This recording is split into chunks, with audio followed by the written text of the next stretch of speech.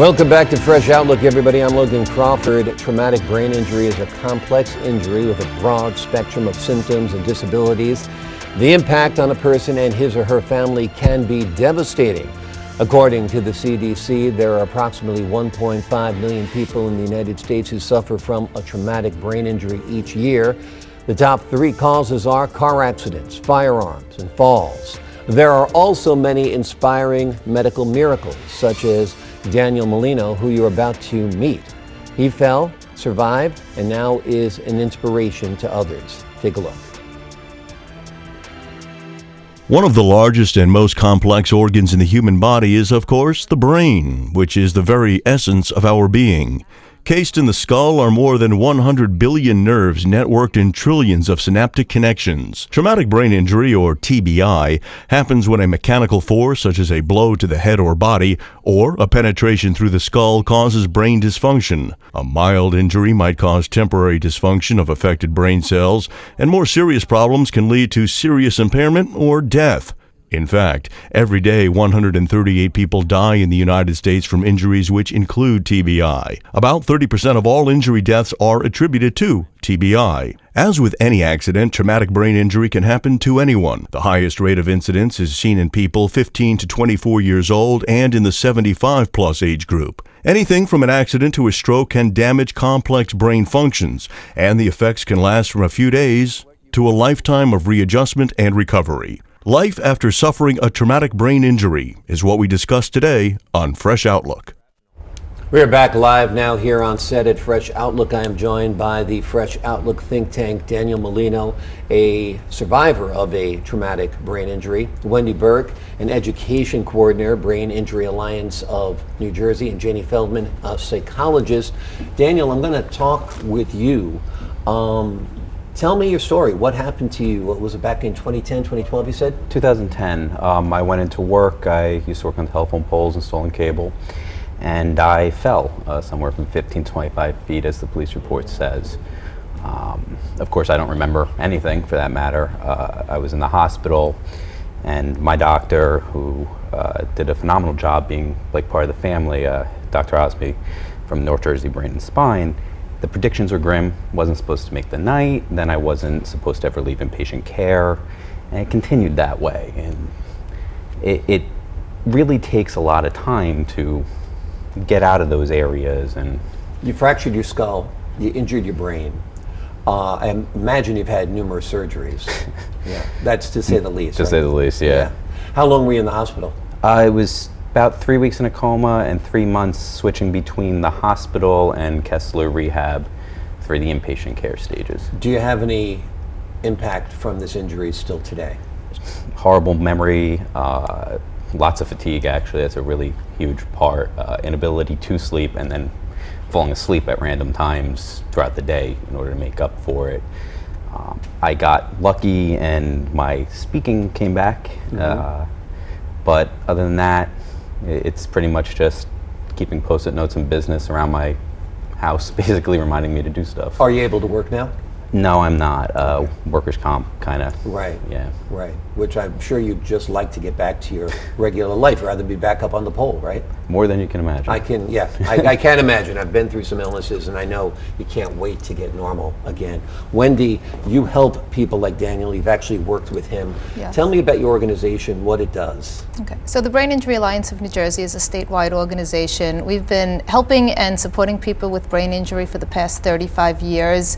We offer support, case management services, advocacy, all types of education to the community, and really just helping families who've been impacted by brain injury get back to as normal a life as they can. And one of the things we often work with is trying to get the individual and family into a support setting, and just being able to provide them what they need to be on the road to their recovery. Now, we've had so many survivors of horrific brain injuries because of the Iraq War and the Afghanistan War. People are using state-of-the-art body armor, so they're surviving accidents and injuries where they normally would have died. That's correct. So this is advancing the science, so you're making great gains at this point. Absolutely, we're making huge gains. And if we look at our numbers, 50% of the people who would have died over the past 20 years with brain injury are now surviving, which is phenomenal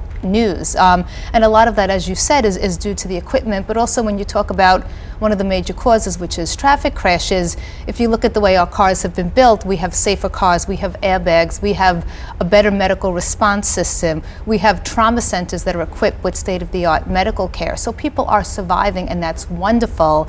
And then it's up to organizations like the Brain Injury Alliance of New Jersey to then help care for people that are coming out of the hospital more severe than they would have been years ago, because they would not have survived. Janie, some of the injuries are very severe, like Daniel suffered. Some are people like myself that fell off a banister when I was a kid, woke up a couple hours later, I had a concussion, I was in the hospital for a week. And they say people who have concussions often suffer from depression and other forms of mental illness down the road. Tell me about how this impacts people, both in severe ways, but more in less obvious ways. Of course. I'm sure you could speak to this, Daniel, but what happens when you have a traumatic brain injury or even a concussion, there's a change in how the brain functioning, and what happens is you don't have your life. You know, and if you don't have your life, it's a sense of loss. And so there's the grieving process. So there can be anger, huge amount of frustration, change in terms of who's in your life, because sometimes people just can't be there for you. And so there's a feeling of isolation. There can be anxiety. What's going to happen to me? Am I ever going to get better? And despair and depression. So there's an awful lot emotionally, psychologically that can happen, along with other important things like the ability to communicate. If your ability to communicate is impaired, what else is there? That's so critical.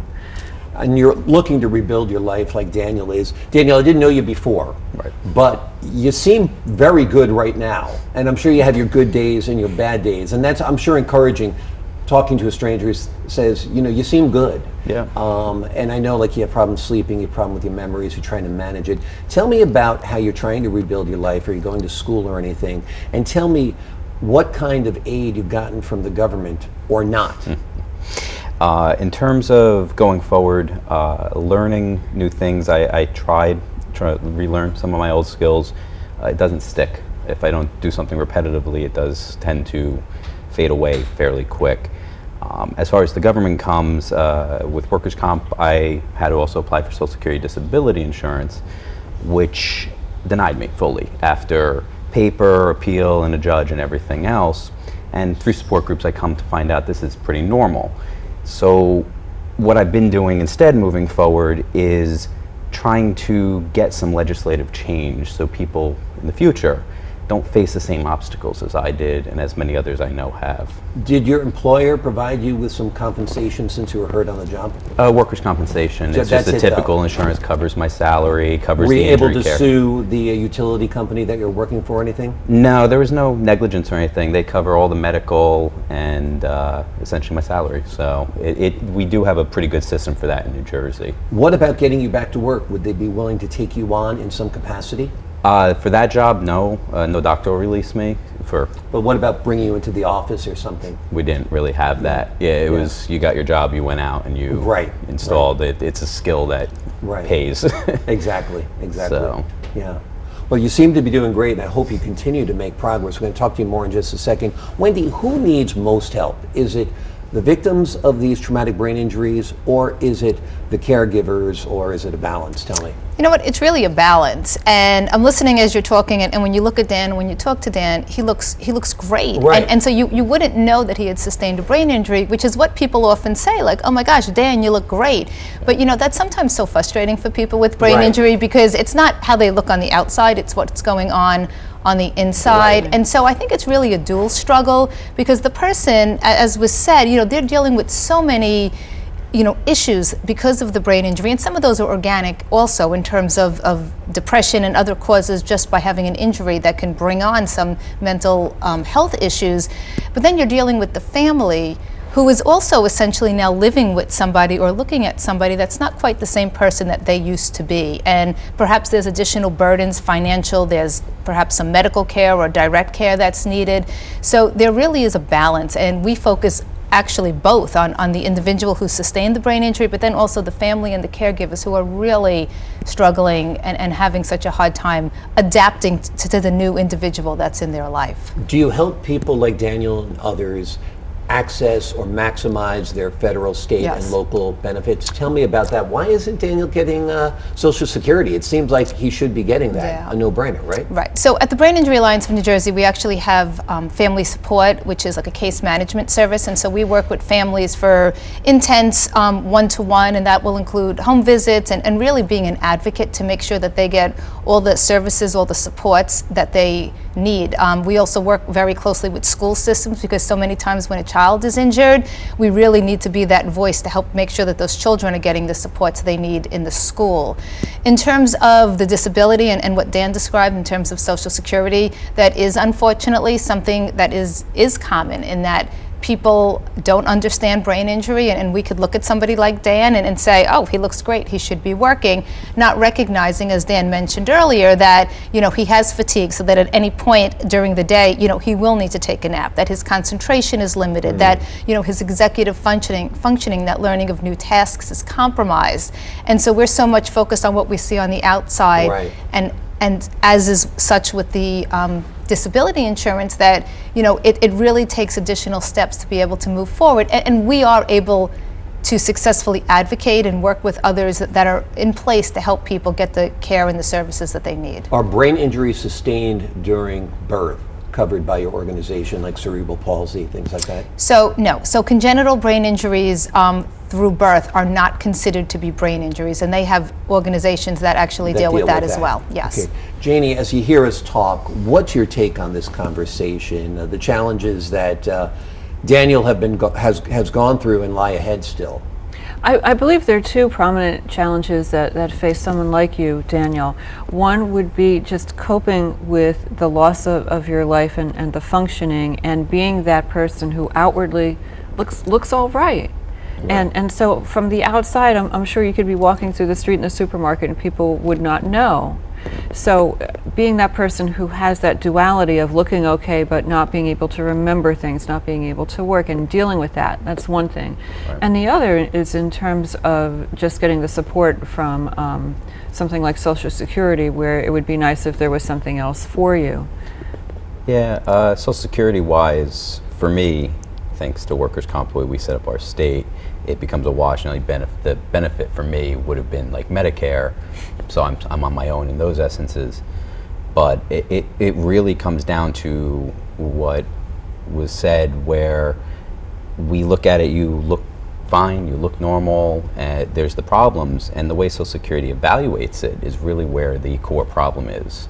Mm-hmm. And it's, if you don't have uncontrollable seizures, I do have seizures, but they're technically controlled, and then it has an IQ loss. Yeah, it's true. Right. But it's a double-edged sword, because bureaucracy sets up this litmus test of the criteria you're supposed to meet. Yeah. And we know there are fakers out there who have a back injury at work that are on these type of disability payments. Of course. Tell me a little bit like what you're doing now to rebuild your life. Tell me about the support structure. Do you have a support structure at home, people who help you? My family is great. Many of my doctors are right there with me all the time. From Neil J.C., who's actually with the Brain Injury Alliance, to Dr. Osme. They're always there when I'm thinking of doing something. And I fought for 2 years to get back on my bicycle, because I was a cyclist. All of it with the intention of trying to bring brain injury to the attention of people. On the side of that, I deal with going down to D.C. I've met with Senator Booker, House Rep Bill Pascarell, and House Rep Scott Garrett, and I'm working on a few more to try and get the way brain injury is looked at through Social Security changed. And to me, that's moving forward, because I'm doing it for the other people in the future, in hopes that the issues that I got to see, I can prevent others from having to deal with. And part of your effort is a bike ride, right? And then I'll let you pick up. Yeah, go ahead. Was that? You have a bike ride or a charity event scheduled? I bike rode across the country solo, raising money for Kessler Foundation. But then, of course, I do also do a lot of the charity events around here, like Miles for Matheny and Kessler's Stroll and Roll. So you're back on your bike. That's I am back on the bike, yes. Excellent. What were you going to say? I just wanted to add, and I think as Daniel mentioned, that he's actually one of the fortunate ones, because he does have a workers' comp situation in place. And I just wanted to stress, as we're talking about the finances and how difficult it is for somebody, so many of the families and people that we deal with don't have workers' comp as an option. And so they're not, they're, in addition to everything else that they're dealing with, their financial situation is just so unsecure, and that really leads to issues with paying for health care, paying for housing, paying for medicine. And so, as unfortunate as it sounds, and we're focusing on that with Daniel, like, he is fortunate that there's a structure in place where so many of our families do not have that. And I really just wanted to stress, because when you focus on all of the cognitive issues and physical issues that people are dealing with, to then put on the individual and put on the family the addition of the financial burden and how are they paying for their health care is really just too much. A horrible situation into hell. Just final thought on that was, I've dealt with support groups where people have had to sell their cars, moving with their friends, costs, they don't have the workers' comp, and the financial impact, depression, suicidal thoughts are quite common after a brain injury. That only reinforces the same issue. There seems like there's so much money squandered in this country, and there's people who actually need help, that you think it would be directed to the right people, and I hope this does get resolved. Wendy Berk, the name of your organization is? The Brain Injury Alliance of New Jersey, and we are a statewide nonprofit organization, and so if people are wanting to support people like Daniel, please contact us. What's your website? It's bianj.org. Wendy Berk, thanks for joining us. Janie and Daniel will be back when we return. October is about more than Halloween and Oktoberfests. It's also about battling back against a deadly disease. More on that after this.